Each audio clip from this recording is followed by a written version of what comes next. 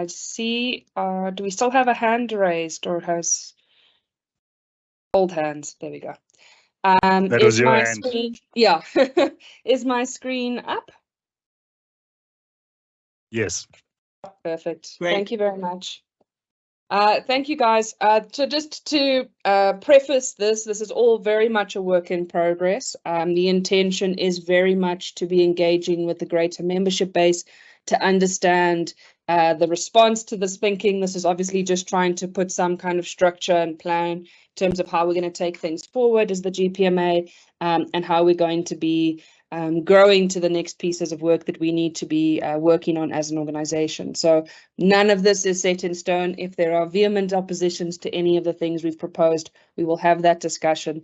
This is just to get the ball rolling and to just get some ideas from the membership base in terms of how we're looking to take these things forward. So I'll move on to the next one. So I think just in terms of the overarching, I think this is something everyone is very familiar with, but just to reiterate in terms of what our objectives are as an organization, the key three components of what it is that we do is looking at the professionalization of our industry, the networking and communication, and lobbying for policy and legislation, both within the space of Gauteng, our metros, as well as from a national platform. So I think a lot of this is very self-explanatory, so I'm not going to go into too much detail here, but it is just clearly articulating some of the key things that we're trying to work toward as an organization, that we're positioning the GPMA to be able to provide for our members. So this, I'll move on to the next one. Then just in terms of 2024, some of the goals that we're looking at and that we will be driving from the board is quite critically looking at fundraising and the expansion of the membership base for the GPMA. Obviously, as it stands, we've got quite a foothold within the Johannesburg space, a growing foothold within Tshwane, and we're looking at how we expand both within Gauteng as well as with organizations and structures beyond Gauteng as well. And this includes the expansion of our chapters, as well as trying to partner and identify similar structures that might have value in participating with us. So I will speak to this shortly in terms of the membership types that we're looking at and who we're looking at talking to in terms of expanding that membership base. Quite critically, what we're looking at doing within the new year is expanding the capacity of the GPMA.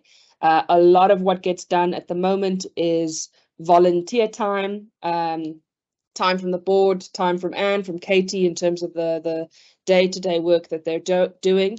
But in terms of what it is that we want the GPMA to be able to achieve, we do need to get some dedicated resource that is actually dealing with the day-to-day of the GPMA and focusing on those objectives and the work streams that we are trying to get moving forward as an organization. So that is a critical goal and objective for the new year in terms of how we're going to take things forward. We are looking at partnerships with tertiary institutions. This is to develop short course training, research, and then building capacity for further learning. The intention of this is also starting to get a new cohort of young professionals into the industry, start introducing what it is that we do to new incumbents in the space, so that when we're exploring how this industry expands, we've actually started to build those capacities within the youth and those skills. So there are various conversations happening primarily with the University of Pretoria, University of Witwatersrand and University of Johannesburg to look at how we can develop various different courses, both within short courses, potentially master's programs. So there are lots of conversations at the moment, but for our 2024 goal, we are looking at consolidating how we're going to take those things forward, and ideally, particularly within the second half of the year, seeing if we're able to roll out some of the short course training within those partnerships with those institutions, and particularly the research. Anne had mentioned it earlier as well. We are looking at how we can facilitate that research mechanism. So when districts or areas need research done, we have a mechanism to meet students or research structures with what those particular CIDs or VMIs need to do within their space.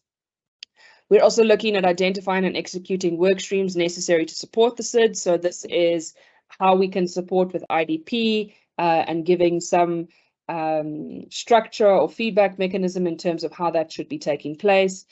We had started conversations this year, obviously, around informal trade, and then obviously ongoing within the Johannesburg context is the implementation of the SRA.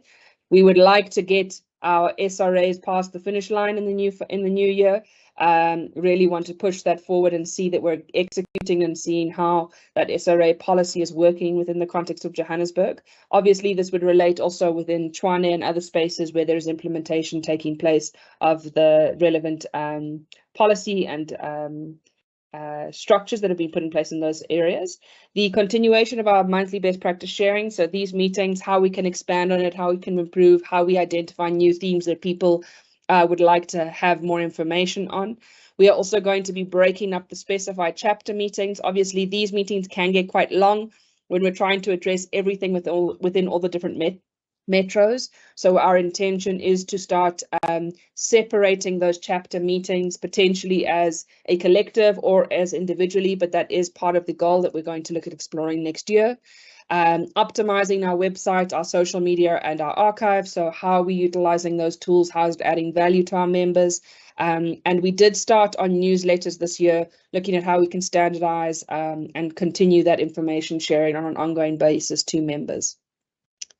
So that's just kind of the overview of what it is that we're looking to achieve in the new financial year and how we're going to be taking those things forward. So quite critically, as I'd indicated, part of our drive is how we expand our membership base and how we obviously raise more money so that we can increase the capacity and the work that it is that we're doing. So within this space, we've obviously identified our existing membership category, which is our SIDs, our not-for-profits, our VMIs and SRAs. We are also looking at how we can also engage with resident associations. Some have indicated interest in what it is that we're doing as being part of the collective voice for the lobbying and for escalation of concerns and issues within spaces. So we are looking at how we can accommodate resident associations into our membership structure. Obviously, the different companies managing SIDs, VMIs, or those structures or agents doing that work. Engaging potentially with industry suppliers. So these are our service providers doing soft services, whether it be cleaning, security, our road upgrades, whatever those things might be, exploring whether there's appetite for them to be part of the collective. Individual professionals that are working within the space, and then obviously identifying donors for the bigger conversation in terms of the work that we're trying to do. We have obviously indicated in our previous presentations, particularly leading up to the AGM, those non-paying, non-voting members. So obviously there are a number of students who are continuously engaging in the space and wanting to learn what is happening. We obviously want to make sure that they're still able to gain access and entry into the industry through the GPMA and other associate members that we may want to be engaging with. So part of what it is that we're trying to identify and articulate within the structure is very clearly indicating the services that we as the GPMA are providing and look to be providing within the future. So a lot of this, we will circulate this presentation. It is a lot of information to take in all at once, but we know that very often the question is, well, what do you get in return? What does my membership fee pay for?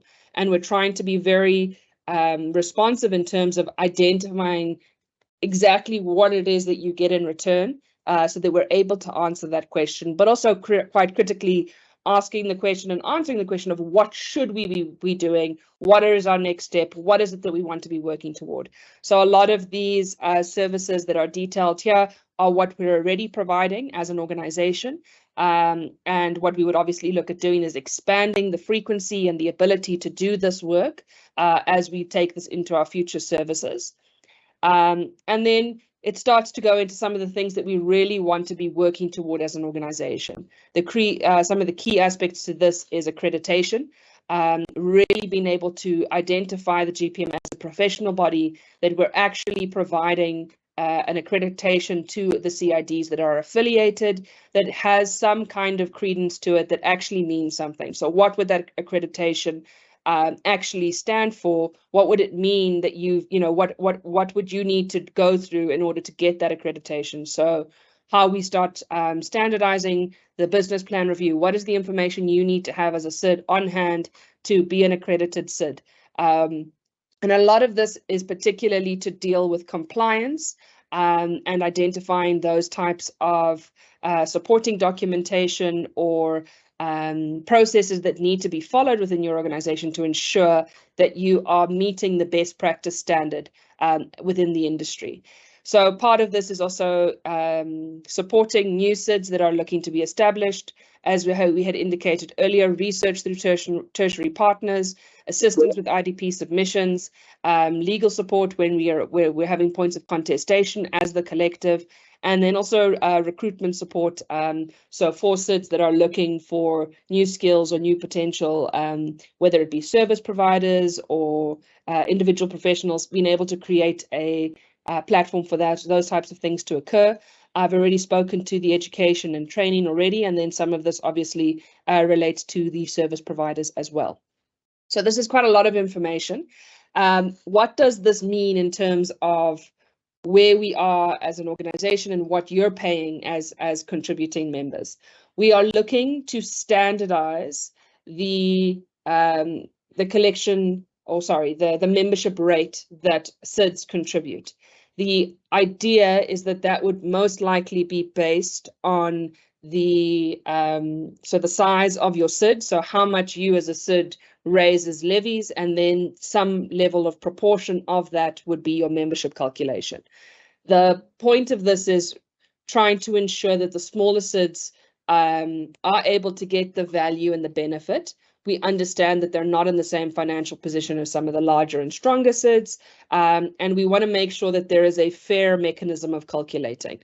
At the moment, the contributions are voluntary and they are varied, and we want to try and standardize it. So we are still finalizing those calculations. I do believe that a communication has been circulated to actually request that you submit through your levy amounts as districts. So the intention there is we want to, in our first iteration of the standardization, have your membership contribution be very close to what it is that you're currently contributing, with potentially some marginal increase on it. We don't want to be isolating or alienating members that are contributing already. We understand that a lot of the SIDs have very tight budgets and really aren't in a position to exponentially increase the contributions that are being made. We're hoping to have this finalized before the start of the new financial year, which would be March 2024. And circulating that communication to members so that they can understand that standardization. It might require a little bit of a rollout over a longer period of time, but we'll obviously communicate that as we proceed. But the critical thing for us at this point is getting that information from the respective SIDs so that we can actually standardize that calculation and articulate that to everyone. We know that everyone is finalizing budgets for their new financial years, most of which are starting in parallel with the GPMA's financial year, which would be the 1st of March. If we're unable to launch the shift in time, we are really looking to the SIDs and asking that in the preparation of your budgets, you do look at whether there is a possibility of increasing your contributions in any way. A lot of SIDs very often have just retained the same amount per annum. They don't increase as they do with all the other service providers or subscriptions that they make within their budgets. So we are also just asking for that consideration, just when people are looking at their budgets and what those are going to look like. But we are hoping that we can potentially finalize this tool in terms of the standardization, because we feel that if we have a very clear articulation of how each contribution is calculated, it'll be fair for everyone. Inevitably, the larger SIDs are going to carry a little bit more of that, but you know, we feel that that will just make it more sustainable in the conversations that we've started to have. So with that, Anne, I don't know if I've left anything out, but we can open the floor for any questions or comments on that. No, thank you, Mikhaela. It's all great. So now, anybody got contributions, comments, input? Everybody gone silent. No, I don't see any hands. So I think also what Mikhaela is initiating here, which is really wonderful, is much more clarity on what the GPMA is offering and the vision for the future. And, you know, actually it's for you. So we would really love you to look at the draft document and give input. Ideas on what you need, what you want, what suits you, it's your organisation, what's helpful, what's not, what drives you dilly. I mean, really, give us feedback. Because obviously clearly I'm not the right person to go on being the let's call it the executive CEO or GM, or we haven't even defined a name. We need a full-time person, but appreciate that we probably will have to start half-time with somebody to do all the things that we need to do. We are doing everything at the moment, but on a very limited scale. So all ideas are welcome, and meaning ideas of goodness, no, can't cope with that, don't want that, or actually we'd love this. One of the things that's become very clear this year is that we need to recruit more people into this industry. And it's difficult to find people, and then of course you have to train them, and then there's limited budget. So to professionalize is incredibly important. Anybody want to give more input? No hands? No? Okay, thanks so much. And Mikhaela,